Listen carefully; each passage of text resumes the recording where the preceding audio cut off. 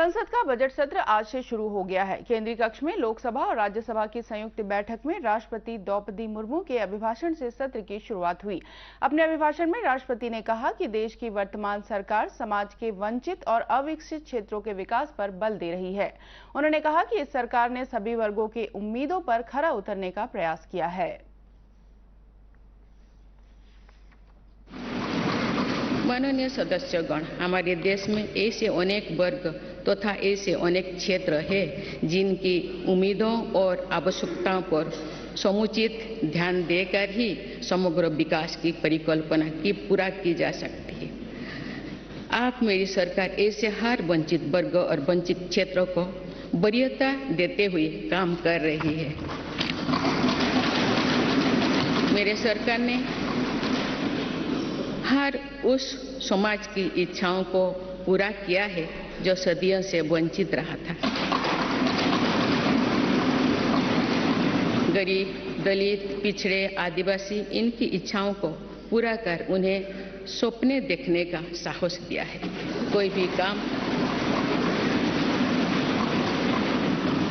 भी काम और कोई भी प्रयास छोटा नहीं होता, बल्कि विकास में सभी की अपनी भूमिका है। इसी भाव के साथ वंचित वर्गों और अविकसित क्षेत्रों के विकास पर बल दिया जा रहा है। रेहड़ी, ठेले, फुटपाथ पर बड़ी संख्या में हमारे छोटे व्यवसायी अपना व्यापार, कारोबार और दुकानदारी करते हैं। मेरी सरकार ने विकास में इन साथियों की भूमिका को भी सराहा है। इसलिए पहली बार इनको फॉर्मल बैंकिंग से जोड़ा और पीएम स्वनिधि के माध्यम से सस्ते और बिना गारंटी के ऋण की व्यवस्था की। राष्ट्रपति ने यह भी कहा कि वामपंथी हिंसा अब देश के कुछ जिलों तक सीमित रह गई है। उन्होंने कहा कि भारत को दुनिया में अलग पहचान मिली है और दुनिया का भारत को देखने का नजरिया बदला है। उन्होंने कहा कि आज हर भारतीय का विश्वास शीर्ष पर है और भारत दुनिया की समस्याओं का समाधान बना है। सरकार विकास के पथ पर आगे बढ़ रही है और यह सरकार देश में प्रगति के साथ प्रकृति का संरक्षण भी सुनिश्चित कर रही है। वहीं संसद का बजट सत्र शुरू होने से पहले प्रधानमंत्री नरेंद्र मोदी ने कहा कि वर्तमान वैश्विक परिदृश्य में दुनिया की निगाहें भारत के बजट पर है। उन्होंने कहा कि सरकार का एकमात्र ध्येय भारत प्रथम, नागरिक प्रथम है। प्रधानमंत्री मोदी ने कहा कि देश का बजट आम नागरिकों की आशाओं और आकांक्षाओं को पूर्ण करने का प्रयास है। राष्ट्रपति जी का उद्बोधन भी पहला उद्बोधन है। सभी सांसदों की तरफ से उमंग, उत्साह और ऊर्जा से भरा हुआ आज का ये पल हो, ये हम सबका दायित्व है। मुझे विश्वास है हम सभी सांसद इस कसौटी पर खरे उतरेंगे। हमारे देश की वित्त मंत्री भी महिला हैं। वे कल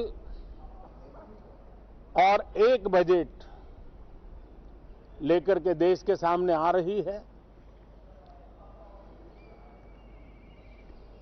आज के वैश्विक परिस्थिति में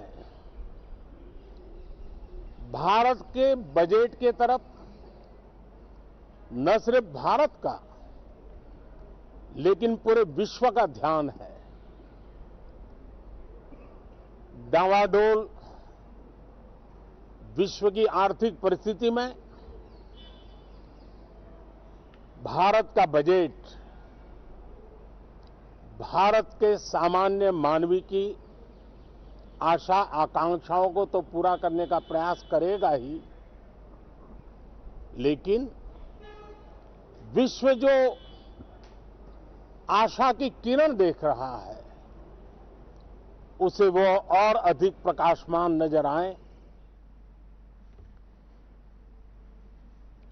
सदन में वित्तीय वर्ष 2023-24 के लिए बजट कल पेश किया जाएगा। यह सत्र 6 अप्रैल तक चलेगा। इसमें 66 दिन में 27 बैठकें होंगी।